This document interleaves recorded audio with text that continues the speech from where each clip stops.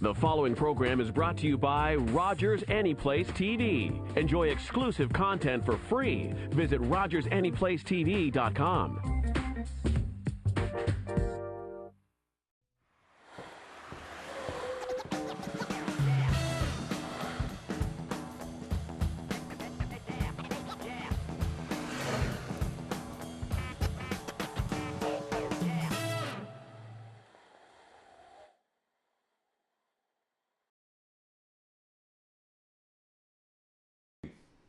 April the 19th to the 25th is the 10th anniversary of Victims of Crime Week, and Violence Prevention South and Central was granted funding from the Federal Department of Justice to carry out this awareness campaign on violence for victims of crime. This campaign is done in partnership with Rogers Television, Status of Women Central, Victim Services, CBC, and members of Violence Prevention Initiative, as well as the Law Society. Because unfortunately, violence and abusive relationships are so common in our society and have so many effects on lives, we've decided to have this TV panel discussion to share information on violence with people at home. Many times we're too afraid or uncomfortable to talk about it, so we thought this would be a good time to raise some awareness. And violence affects many, many families, and violence in the home may result in physical and emotional problems for you and your children. This two-part panel discussion will provide information to anyone who may be concerned about violence in their lives. Violence can happen to anybody, no matter his or her sexual orientation, your age, race, or ability. And some factors make some people more susceptible to violence, which we will discuss shortly. But before we move on, I'd like to introduce our panel this evening. Connie Pike is the Executive Director of the Coalition Against Violence for Avalon East and is an ex-officer in the Royal Newfoundland Constabulary. Lorraine Hearn is the Associate Director of Violence Prevention Central. Starlin Shears is the Regional Coordinator for Victim Services. Jackie Thompson is the Executive Director of the Status of Women. And last but not least, Brian Blackmore is a retired lawyer. Good evening. Good evening. So let's get started. And first of all, Connie, for you, I think you've been around this for so many years. How would you define violence and abuse? Well, violence and abuse in the context that we normally speak about it is basically an imbalance of power.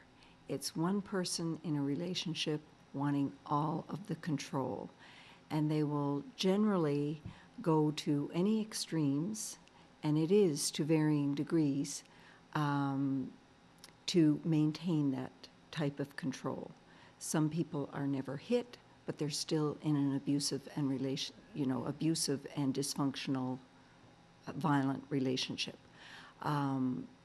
It's an imbalance of power, and as I mentioned, it can happen in a marriage, a dating relationship, a same-sex relationship, a child and a pedophile, for instance, or a child and their elderly parent is the one who was abused. So there are all types of dynamics involved in abusive relationships. And of course, Lorraine, as Connie mentioned, it's not always physical abuse. It's not always hitting or battering as such. Just give us an idea of what other types of violence there are. We usually define violence as any action, sometimes inaction, that would make someone uncomfortable, using your words or your actions or being physical with someone to gain control over them, and repeat it over and over. There are many types, of course. Like I said, mentioned the verbal abuse, name calling and belittling people. Psychological violence, putting people down, making them feel, sending them mixed messages. One day they make you feel good, the next minute they will cut you down, and emotional violence and physical and verbal, or emotional and verbal violence is very damaging to people. We see this type of violence of that sort is basically across the board. You know, you can be a bully, and you could be using those behaviors, or you could be using it against your partner, or an older person, or a person with disabilities, and in a relationship. And of course, Starlin and Jackie, you both work very closely with victims of violence. What kind of effects do these type of violence have on the victims? Victims of violent crime are affected in many different ways, depending on their life experiences and their mental health and their age and their support systems. Some of the most common effects are depression, alcoholism, drug abuse, isolation. What else, Jackie? Well, lots of times we see children who are acting out, who are in school, and teachers are wondering just exactly what's going on. They have witnessed violence probably at home. They may have been up all night because the situation with their parents is terrible. We also know that psychologically and physically, that even if they have not been struck, children still bear the brunt of the violence that they are involved in. And we don't say that children are witnessing violence, we say they are part of it. So that every time something happens, you know, they are very frightened, and lots of things are happening with them, with their learning. So as a result, we'll find that in school, their education is not what it should be because of the problems that they're having. Yeah, and some of them are hypersensitive Absolutely. to the violence and the shouting in all settings. I guess it's safe to say then that emotional hurt that violence causes in any relationship has an effect on even an extended family as well, not just the children who are witnesses of it and the victim of violence. I guess it can harm other relationships outside of that core, can't it? Sure can. And we find that with the children especially, the adrenaline flows, and you know, every time that happens, that has an effect on the brain and their learning. But also you have the extended family, like you were saying, so that you might have the grandparents of the children, the in-laws and whatever, who at one point in time things were quite good, and now they are sort of forced to pick sides, and that becomes another issue. Just to add to that too, Dave, and if a person is you know, a friend of someone or a family member, and they know they're being victimized, you know, you can't force someone to leave a violent relationship. So it certainly, you know, you feel pretty helpless when you're watching your friend go through that. One of the dynamics of a violent relationship is being isolated from your friends. So when you see and you recognize these signs and you know it's happening, you know, and you're helpless to do anything, is pretty frustrating too. And sometimes people will say, well, you know, why don't you do something about it? Why don't you leave? You know, if you don't do something now, I'm not going to be your friend anymore. Instead of that, they need to be there for the person and give the support, because there are all kinds of issues as to why they are there. And of course, a long-term impact that we can't forget is that this is very much a learned behavior. So for young girls growing up in a violent or abusive or dysfunctional home, they're 3 times as likely to gravitate towards the same type of individual. And for young boys who witness their dads being violent, they are 10 times as likely to grow up and be abusive themselves. And of course, people who are watching this evening will note that we often may refer to the abuser in our discussion as he and the victim as she. And this in no way suggests that violence doesn't happen to men as well as women. But the reality is that 95% of the victims of violence are women, and your work in this field supports those statistics.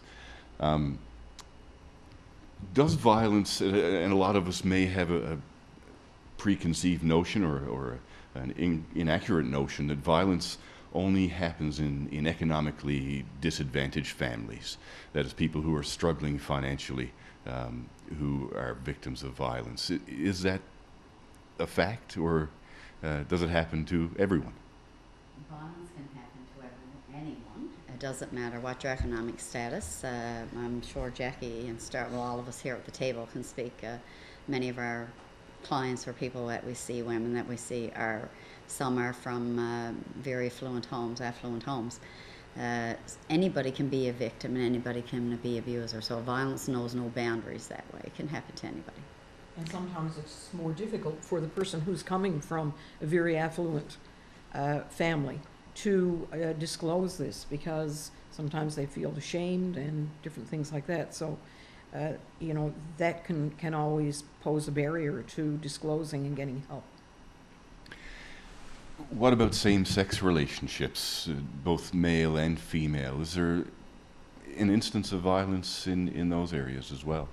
Some of the most violent situations that I've seen have been with same-sex couples. And we always think, you know, gosh, two women living together, everything should be kind of nice and whatever, but it certainly isn't the case. And it can be just as violent. It's one person having control over the other, regardless of what the relationship is. When you look at domestic violence and domestic abuse, no matter what type of relationship that the people are in, how would that affect then a victim's health, physical and mental, I guess? Physically, of course, you'll see, you know, the physical scars and the damages. You know, some victims have been permanently disabled by violence, and you know, we've read in the media and the news that you see people who are burned and scarred. So physically, it can be devastating for sure. Emotionally and psychologically, it can be. Most victims would say to us they would rather the physical.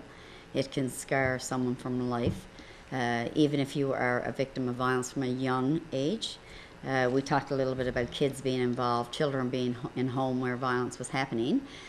Children, often we say children witness violence, and that almost implies, it's almost not right to say because it implies an impassive role when children are very actively involved when there's violence in their home.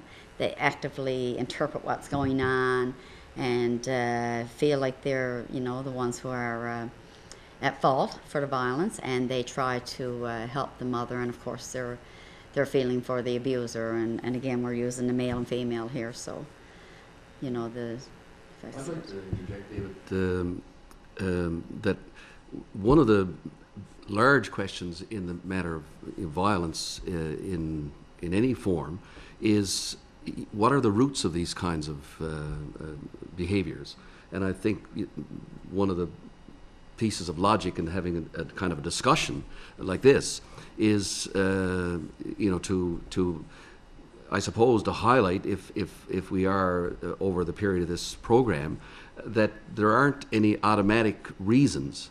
You know, sometimes people say they're, you know, if they drink too much, they become abusive. I think my take on a lot of what I've observed, just as a person and partially in my job as I used to have it, in some circumstances in practicing family law, is that a lot of the conduct that people get caught up in are learned behaviors. They're not something, and it's like, you know, our society, historically there's been a kind of a ritual of inequality between men and women. And you know, it's only been not many years, maybe a couple of generations, when legally women were considered persons. They weren't actually persons in the law. So there's a history that's recent in which there's been more recognition that there ought to be a conduct that recognizes equality between the sexes in relation to men and women, and similarly, of course, some of the unhappy taints of people with particular sexual orientations that they've suffered because of societal learned mores, and some of it legally reinforced. So I think, you know, one of the items that jumps to my consciousness when talking about violence is how to unlearn, how to get out there information and views and comments and opinions to the populace, that there are things that you may not even realize that you learn because of your whether you're male or female in society in growing up, and some of them have to be changed. Some of the things that people learn, and that is a kind of a societal inclination, has to be pushed back, and that's why even groups that have sprung up in organizations like the groups that this panel are associated with are interventions. There has to be actual efforts made, and that hasn't always been the case, and it's only been a recent phenomenon. I mean, we're talking about this being the 10th anniversary. You know, that's not very long in which to raise people's consciousness about the issue. Just to reiterate what Brian said, you know, it's a combination of things, and the true answers lie in getting at the root causes of violence. And we do live in a patriarchal society, and it is very much a learned behavior.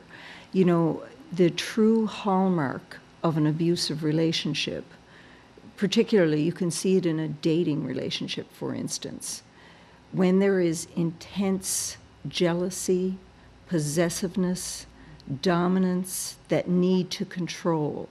That is the base of an abusive relationship. Violence might never happen, but it's still an abusive and dysfunctional relationship. And there was a major study that was done in Newfoundland and Labrador in the 90s. And the women who, it was quite a number actually, who were interviewed and questioned.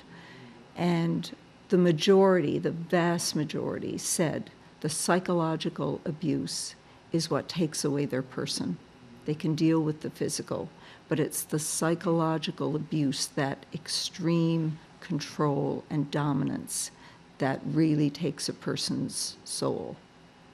And Connie, to add to that, we're finding in high schools especially that, you know, a lot of times jealousy is looked at as how much this person loves me. You know, like, my gosh, they don't want me going out with my friends and my family and whatever, because they love me so much and they want me with them all the time. And we've had teachers say, you know, this girl has been on the volleyball team, the basketball team, getting A grades all the time. Everything is looking really, really good for her. And she starts to go out with somebody. And it could be the guy that, you know, the other way too. And what's happening is all of a sudden, it's almost like they disappear.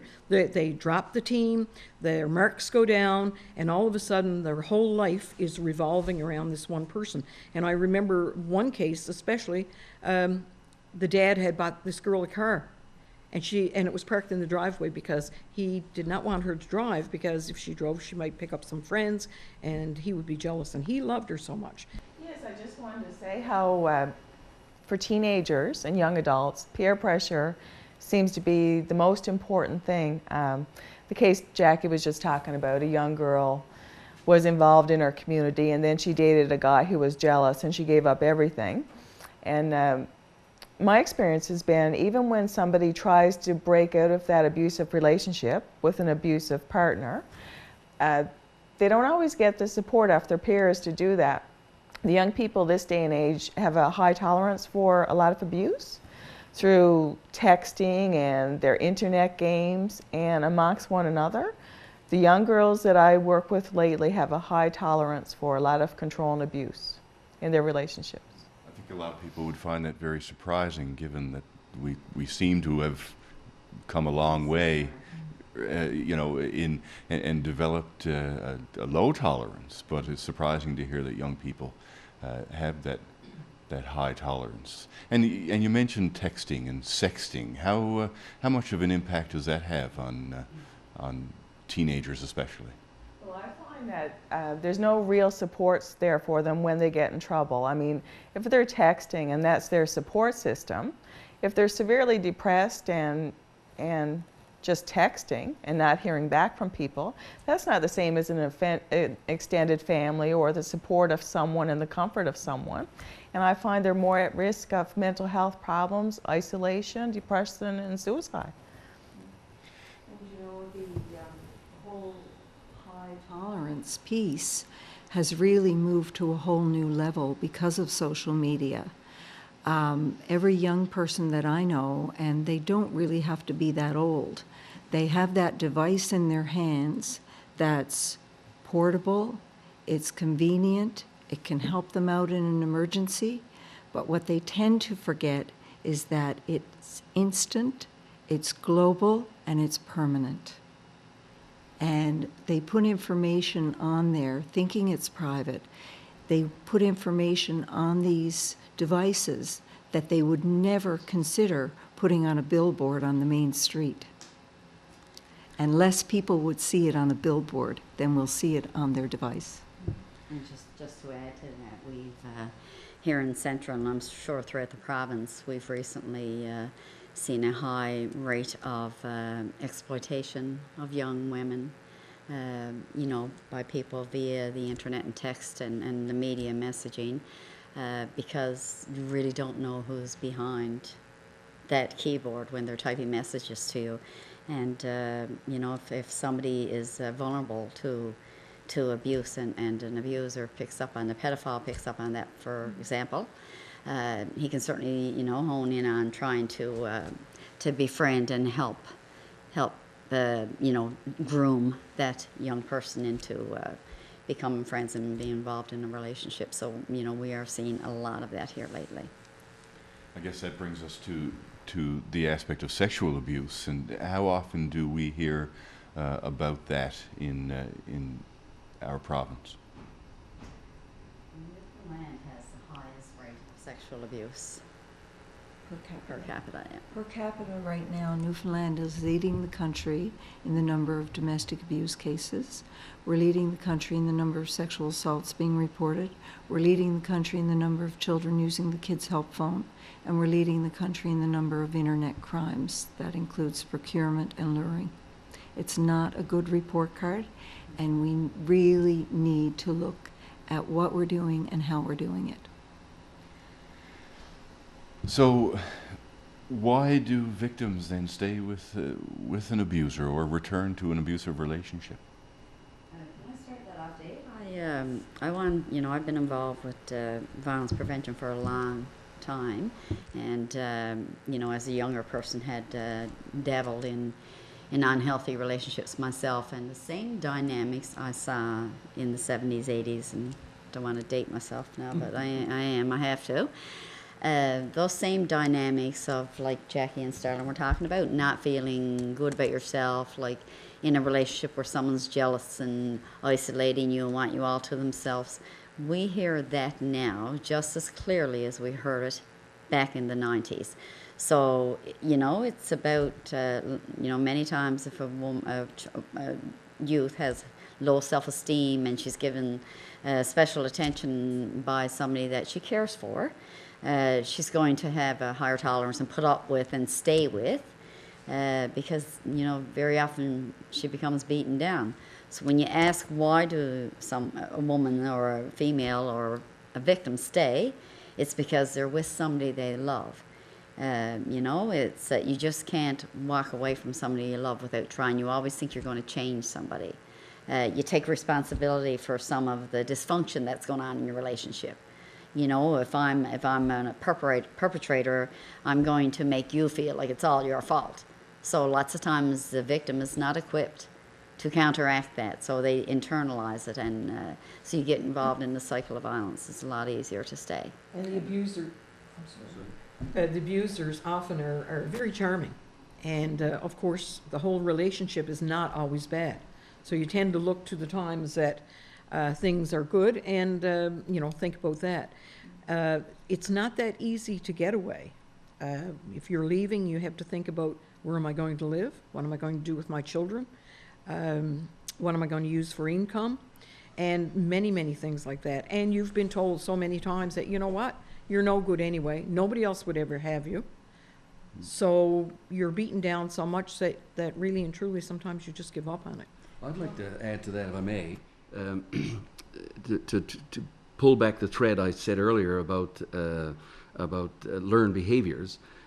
In the circumstances when there are abusers and victims, from the point of view of what Lorraine has said about, as a victim, not being able to extricate yourself or to find a way out, notwithstanding from outside, somebody might quite readily say, look, that's an abusive relationship.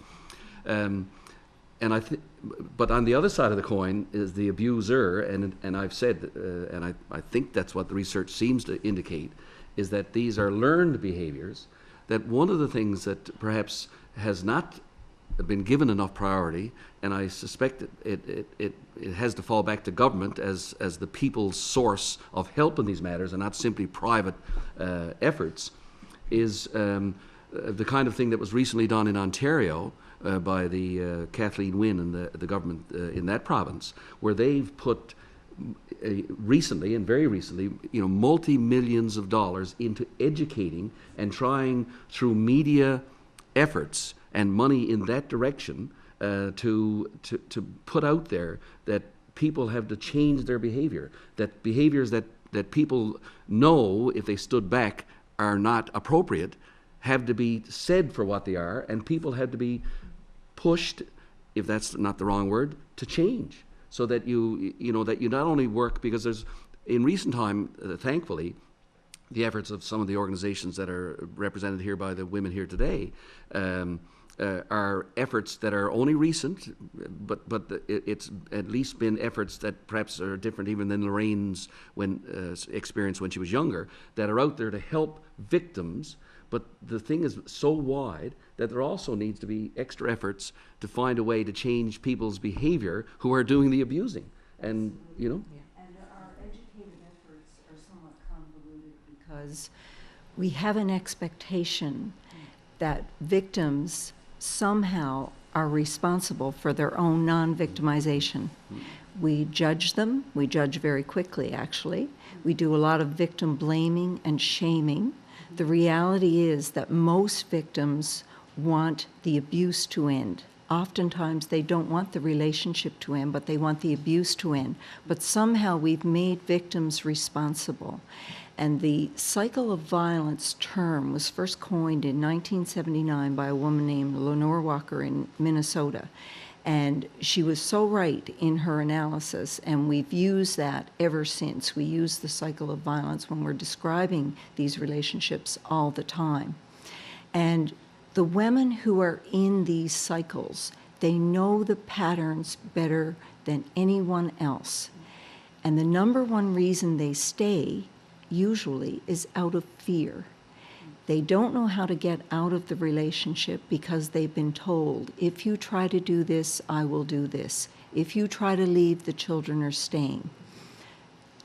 Our other reality is that half of the assaults, half of the murders of women are committed by ex-partners, ex-husbands, ex-boyfriends.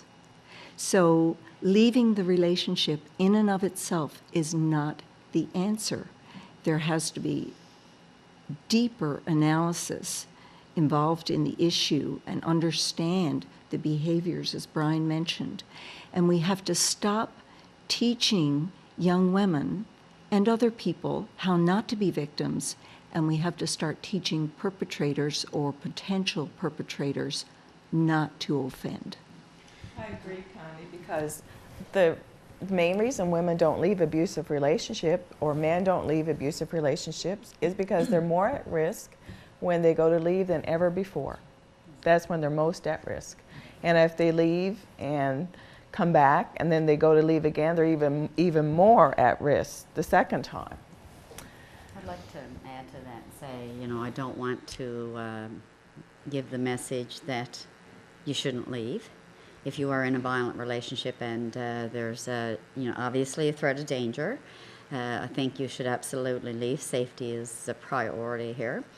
But I do believe our system, and we'll talk about resources in our next session, I do believe our system needs to recognize that same level of shame and guilt and fear for a person who is abusive. Someone's not abusive because they want to be mean. They're abusive because, like, say, they learned. It's abuse is steeped in history, and it just becomes a way of life for you. So you have to unlearn that. That's not an easy process, but in that process, the victim should be protected.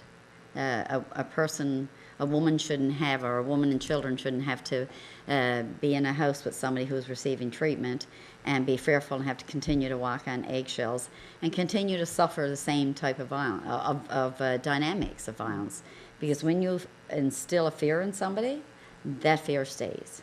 So there's a lot of work needs to be done, but I certainly would encourage anybody who is in a violent relationship to, by all means, you love the person who's abusive towards you. And if there is such a thing, if there's, we can ever work out to get programs within our system that men will be helped and people can work together, but I think it needs to be done separately. They need to be separated to do it. In many cases, we're teaching the wrong group because victims of violence are so busy trying to survive. They are trying to feed their children. They don't know oftentimes where the next $10 is coming from. They're worried about their little family. They're worried about the pets in the household. They're worried about just being okay for another day. So they're so consumed with survival that they can't often hear the messages that the community is trying to send, that there are people willing to help you, you need to leave, all of those things. They are so busy surviving that that is not on their radar. So we need to start focusing our attention on the perpetrators of crime. And Brian, you mentioned increased awareness campaigns and media campaigns, which undoubtedly have some effect on changing attitudes of our society in general, and not just those involved in that cycle of abuse. But what role does the court system have then in sending out a message to perpetrators? Well, that's a large question because, relative to the criminal court system, and I spend a lot of time in the family court system, which is not exactly the same. The criminal court system definitely has difficulty trying to ensure that the message is clear in the matter of sentencing of perpetrators and abusers relative to in sexual abuse cases particularly, to make it clear that no abuse is acceptable, and certainly sexual abuse is one that the penalties need to be send the same clear message that that activity and that conduct is completely unacceptable. The problem is, and I think this is probably a truism, and not just in this circumstance, but as a matter of reality, that the law never tends to be in the vanguard. It always seems to be catching up. And it takes leadership in the community and in the political sphere, and that's why I was interested in the example that I recently observed in Ontario, where the Premier, at the very top of that governing structure, took an initiative, and apparently, so there's a leadership element in terms of getting change out there in these areas, and it's the same in the overall context of what we're discussing here today. That sometimes the government, which needs to be in a more leadership role to facilitate change, is not always there, and as a result, voices get caught crying in the wilderness of local leaders who are not really getting the help that they need to make sure there are programs. And even in the preamble of this program, you were making note of all of the sponsors of this program.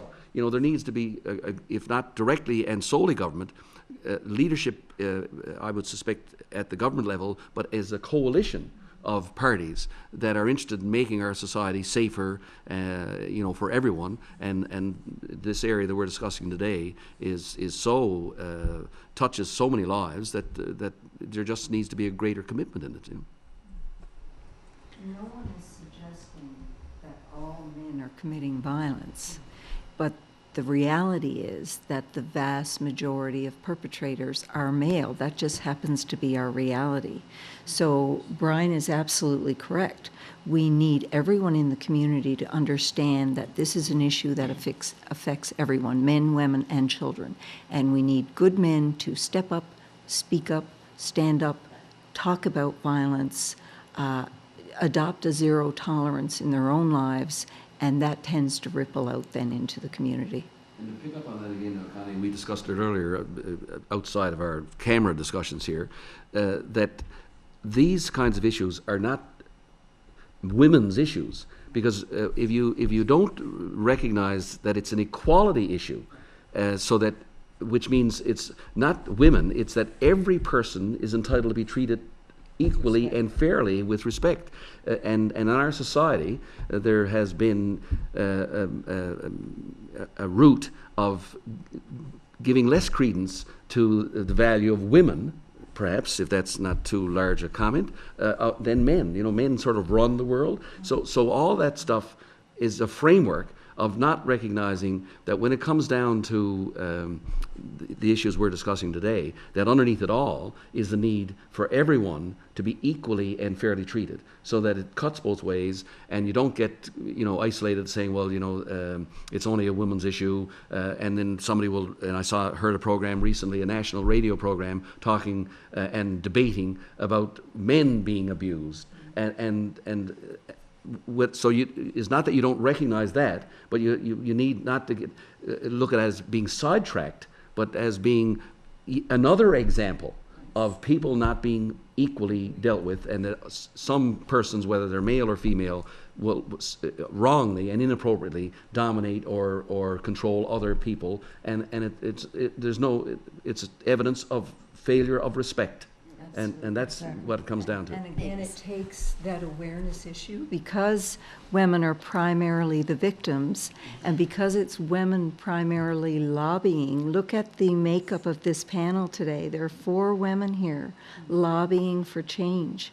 So it tends to stay in that realm of being a women's issue. So this is why we need to involve the community at large, even more so than ever. We need to stop this thinking and really folly. And we need more women in leadership positions, because the women don't always have to be in the home and in the grassroots organizations. Women need to be judges, women need to be politicians, and women and men together need to be making the decisions. The whole society and community needs to get involved, not people in isolation controlling one another. We need to, you know, just to keep in on this conversation about the violence being steeped in inequality. And historically, I mean, when was it? In the late 60s, before a man could be charged for sexually abusing his wife. I mean, we have a whole list of historical timelines. At some point, certainly at this point in our lives and in our work, it should be recognized that violence is a societal problem. It is steeped and embedded in our organizational practices from government down. It's not only violence against women, it's against any vulnerable population. Certainly we talk about workplace violence and bullying. But we can never, ever find the right way to deal with it. So, who's ever taken responsibility for it? So in the event of us and women and organizations, we are lucky and fortunate enough to have funding to help women and to step up to the plate and provide a whole gamut of services for women and children, because that's where we're directed. So we're still missing the point, though, on the amount of violence that goes on within our organizations and from the top down. And until we look at it as a societal issue, and that we're all responsible for changing it, and there's not going to be a big lot of change. Let's just bring it back to something you mentioned just then about violence in the workplace. And I know some of us may be very surprised to even hear those words together, but it does happen, doesn't it? And what kind of examples are there of people who are victims of violence where they work? Well, you know, it could be somebody is being excluded from a group within work. They're not being able to advance. It could be by a boss or coworkers. People are being treated unfairly, unequally, and in many times causes people to go off on mental health leave, sick leave. They're not, you know, they're just being treated poorly. And Jackie, I don't know if you or any of you can pick up on some of those. It's the same dynamic. It's that Yeah. power imbalance. And you look at it, and it's one person having that need to exert control over another.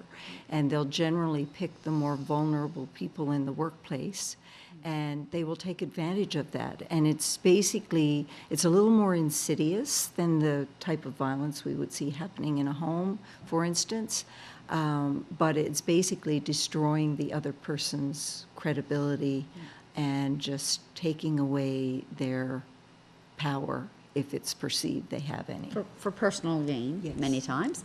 You know, we get huge reports of workplace harassment and requests to come in and speak to various groups, because there's not very easy solutions to that, right? You got to go up to the chain, and it's not very easy to. And sometimes you're talking about your livelihood. So, you know, like you're really not going to disclose that you're having problems, and somebody says to you, well, you know, you say anything about this, your job is gone. And that's a huge issue. So you don't get advanced, you don't get an increase in your salary, and you could be demoted or fired, you know, and that threat is real. One of the hallmarks, again, of an abusive relationship is that holding that power over someone else, and there's a threat or fear of losing something again. And something else, just to pick up on what Lorraine said about bullying, you know, none of these issues should be or can be minimized or diminished if we're going to deal with them appropriately. I attend many mental health fairs where adults come up to me and they'll look at the material we have and they'll ask what I do, and when I explain it to them, more often than not, from 40 or 50-year-old marginalized people, I'm hearing, well, I was bullied in school and I had to quit. So I'm a big proponent of connecting the dots, and I think everyone at this table could say the same. You know, you might not think bullying is a big deal in school, but the person who is bullied oftentimes will develop anxiety, depression, they may quit school. All of a sudden, their ability to earn an income is in jeopardy. They may become homeless. They may start self-medicating. They may develop addictions.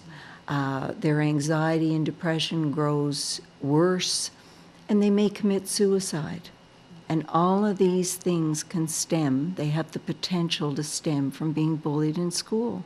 And if we don't start, you know, looking at the bigger pictures, then a lot more people will suffer from these types of abusive situations.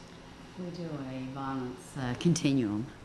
We've done it in schools several times with students in assemblies, and it's a stairway, and this is exactly how it starts, you know. Violence prevention begins here with using your words, and, you know, up and up and up, and it shows how it can climb. And, you know, these victims that Connie is talking about don't always just stay down in the gutter. They move on and they become your employees, or many of them, maybe some of them bosses. These bullies as well go into positions of power. So, you know, they're not only bullies as a child, they bully in relationships, and they move on to get a role in a, you know, in an organization, a supervisor or something, and they're bullies there too. So it's about the mindset, is about their choice and their use of using aggression, verbally, emotionally, mentally, to get one up on you, to hurt you. It's meant to hurt you and tear you down. Let's go back to domestic violence for a moment, and the children that are witnesses of that. Do they then go on to be aggressors in their own personal relationships later in life? Or do they turn into the bullies at school? Sometimes. I've had many cases where a lady's left an abusive relationship with a partner, and then within a year, she's been assaulted by her son. So I think children learn from their parents. They might learn to be submissive and be a victim, or they might learn to be the aggressor. There are a lot of lessons children learn when they're in a violent relationship, and one of them is the only way to get what you want is to be violent, or the other way is to, to be silent and back off. And I mean, the stats are not real high, in terms of whether they will turn out to be one or the other. But of course, as Starlin said, we see so much of this cycle continuing through the families. About that cycle, then, what kind of signs are there for people in any relationship then that their relationship might be headed towards a violent aspect, or that abuse may be developing? Or is that the case? Does it start slow and escalate, or does it start slow? More often than not, it starts very slowly. And what folks need to be aware of is that abuse is not an event, it's a process. And it's akin to a brainwashing. It's a gradual process. You get involved in a dating relationship, as we talked about earlier. The person is jealous, possessive, controlling, isolating the young woman most often. And young women, unfortunately, interpret this as love. And so they're headed down a slippery slope already, and they stay in that relationship thinking they can fix the other person, or thinking that it will get better, or they adjust their own behavior to please this person. So they begin to overcompensate, and they start rationalizing what the abuser is doing. And in that overcompensation, they keep thinking and hoping and wishing and praying that this person will change. If I just love him a little more, things will change. And so that type of relationship can turn into a marital one.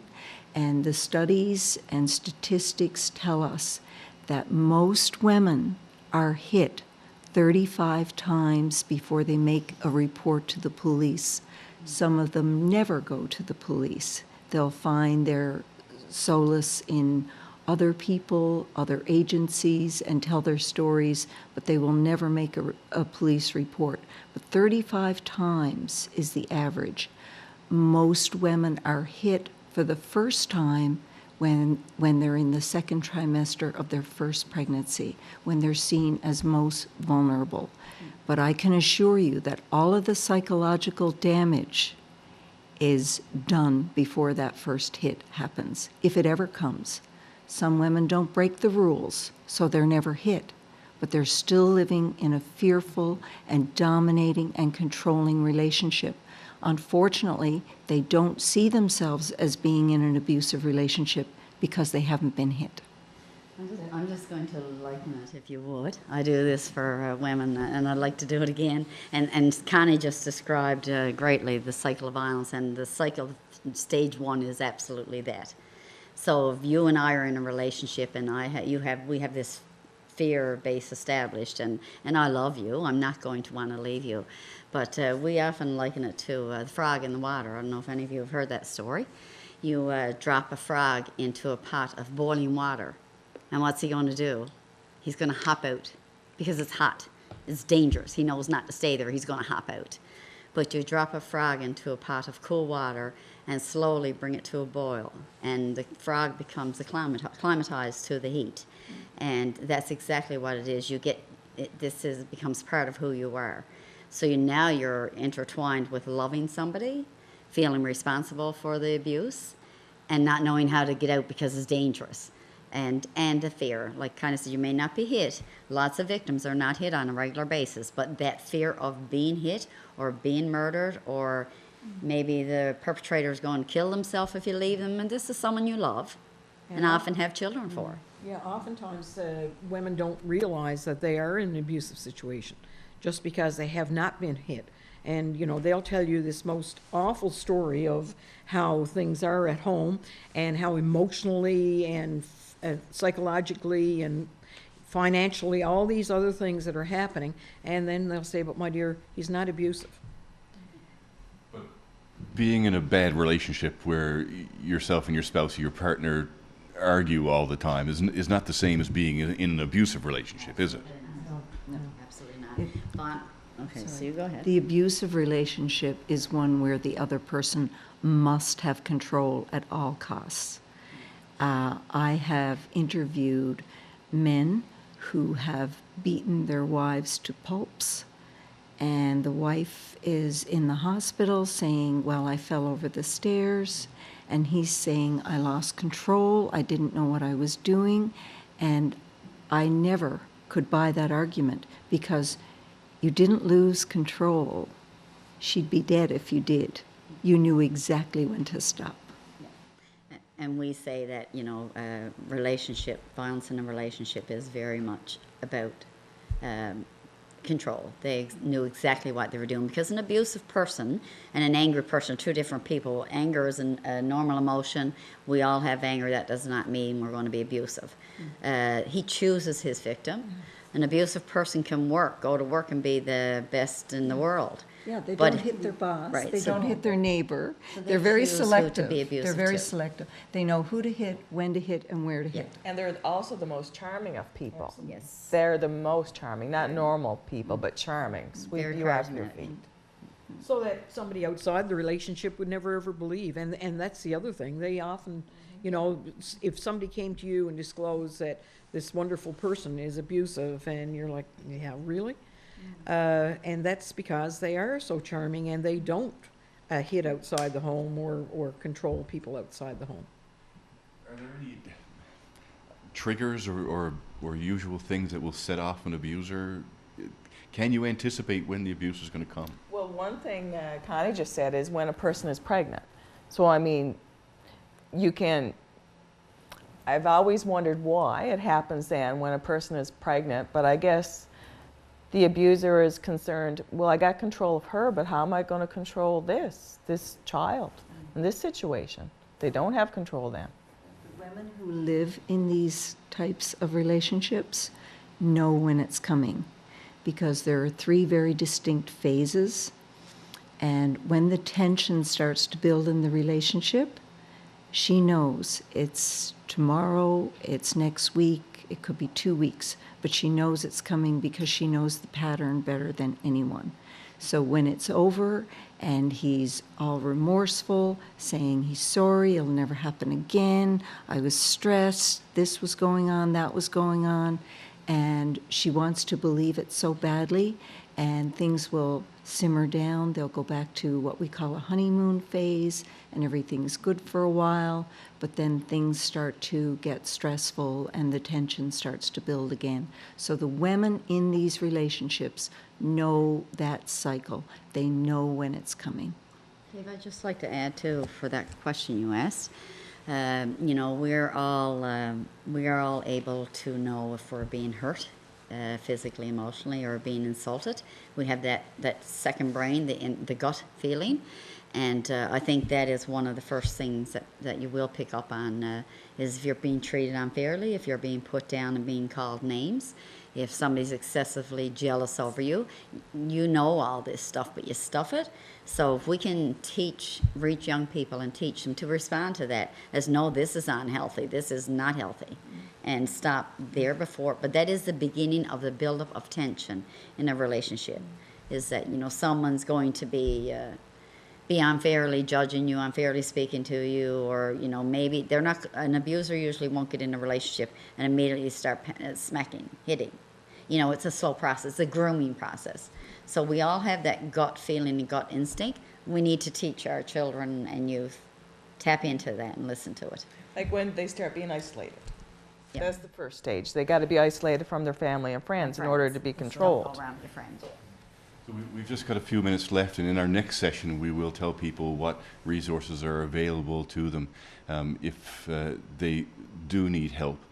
But just in a few words, and I'll go down the table, if there's anyone at home who think they do need help, if they feel that they're in an abusive relationship, what kind of advice would you have for them?